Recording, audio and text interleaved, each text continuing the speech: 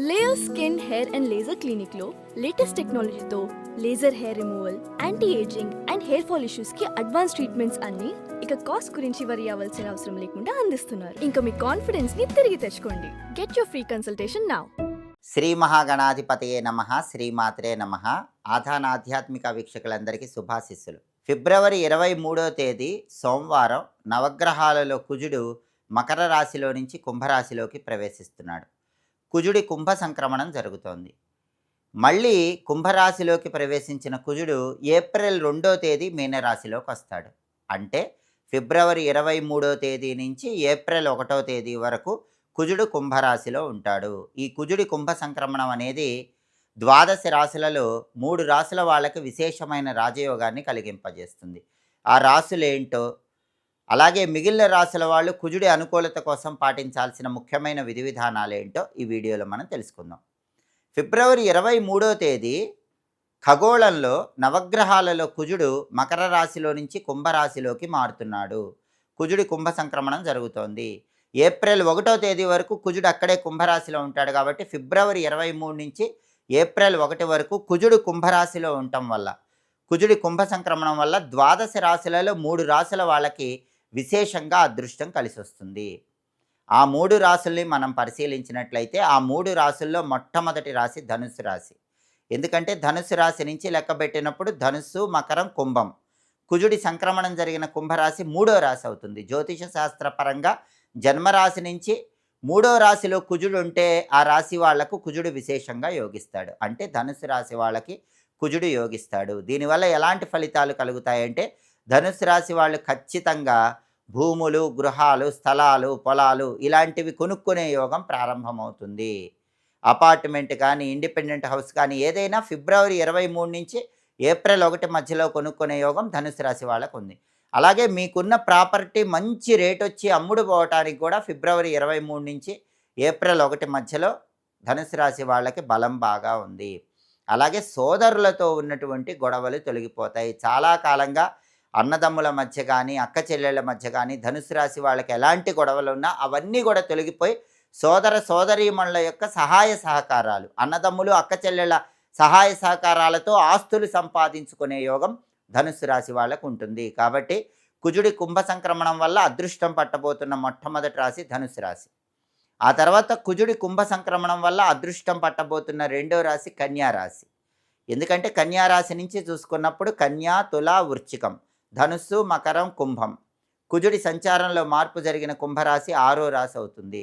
జ్యోతిష శాస్త్రపరంగా జన్మరాశి నుంచి చూసుకున్నప్పుడు 6వ రాశిలో కుజుడు ఉంటే ఆ కుజుడు విశేషంగా యోగిస్తాడు. కాబట్టి కన్యా రాశి వాళ్ళకి 6వ స్థానంలో కుజుడు యోగిస్తాడు.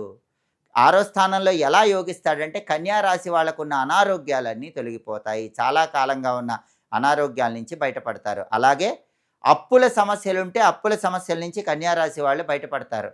లక్షల్లో అప్పులు ఉన్నా సరే ఏదో ఒక విధంగా ధనం కలిసి వచ్చి కన్యా రాశి వాళ్ళు ఆ అప్పుల సమస్యల నుంచి బయటపడగలుగుతారు.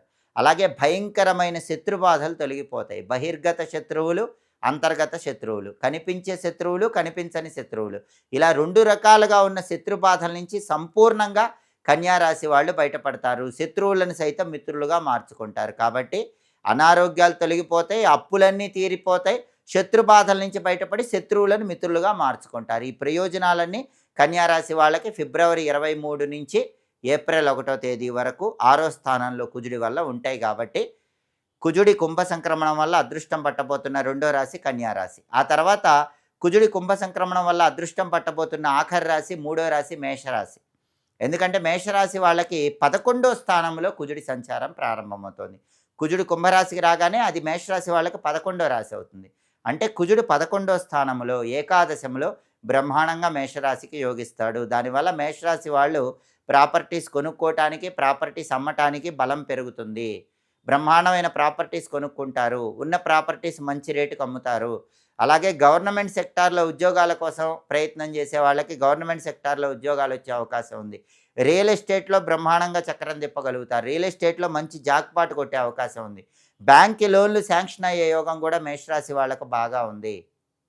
సోదరులతో ఉన్న గొడవలు తొలగిపోతాయి. ఈ ప్రయోజనాలన్నీ కూడా మేషరాశి వాళ్ళు 11వ స్థానంలో కుజుడి కుంభ సంక్రమణం జరగటం వల్ల పొందుతారు. కాబట్టి ఫిబ్రవరి 23వ తేదీ నుంచి ఏప్రిల్ 1వ తేదీ వరకు కుజుడి కుంభ సంక్రమణం వల్ల ద్వాదశ రాశులలో 3 రాశుల వాళ్ళకి, ధనుసు రాశి వాళ్ళకి, కన్యా రాశి వాళ్ళకి, మేషరాశి వాళ్ళకి, ఈ 3 రాశుల వాళ్ళకి అద్భుతమైన అదృష్టం పట్టబోతోందని చెప్పటంలో ఏమాత్రం సందేహం లేదు.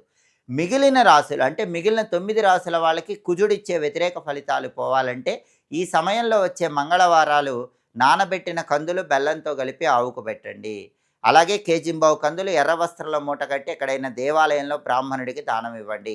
కుజుడికి అధిష్టాన దైవాలు సుబ్రహ్మణ్య స్వామి, నరసింహస్వామి కాబట్టి ఫిబ్రవరి 23 నుంచి ఏప్రిల్ 1 మధ్యలో వచ్చే మంగళవారాలు మిగిలిన 9 రాశుల వాళ్ళు సుబ్రహ్మణ్య ఆలయ దర్శనం చేయండి, లేదా లక్ష్మీ నరసింహస్వామి ఆలయ దర్శనం చేయండి. సుబ్రహ్మణ్య అష్టకము, లక్ష్మీ నృసింహ కరావలంబ స్తోత్రం వింటూ ఉండండి. అలాగే ఈ సమయంలో వచ్చే మంగళవారాలు ఓం సాం శరవణ భవ అనే సుబ్రహ్మణ్య మంత్రాన్ని, ఓం నమో నారసింహాయ అనే నరసింహస్వామి మంత్రాన్ని 21 సార్లు చదువుకోండి. ఈ విధి విధానాలు పాటిస్తే మిగిలిన 9 రాశుల వాళ్ళు కుజుడిచ్చే వ్యతిరేక ఫలితాలు తొలగింపజేసుకొని అనుకూల ఫలితాలు పొందవచ్చు. ఎప్పటికప్పుడు ఖగోళంలో గ్రహాల సంచారంలో మార్పు, దానివల్ల రాశులకు కలిగేటటువంటి రాజయోగము, అదృష్టము తెలుసుకోవాలన్నా, అలాగే గ్రహాల సంచారంలో మార్పు వచ్చినప్పుడు ఆ మార్పు యోగించని రాశుల వాళ్ళు పాటించాల్సిన పరిహారాలు తెలుసుకోవాలన్నా ఆధాన్ ఆధ్యాత్మిక ఛానల్ని తప్పకుండా సబ్స్క్రైబ్ చేసుకోండి.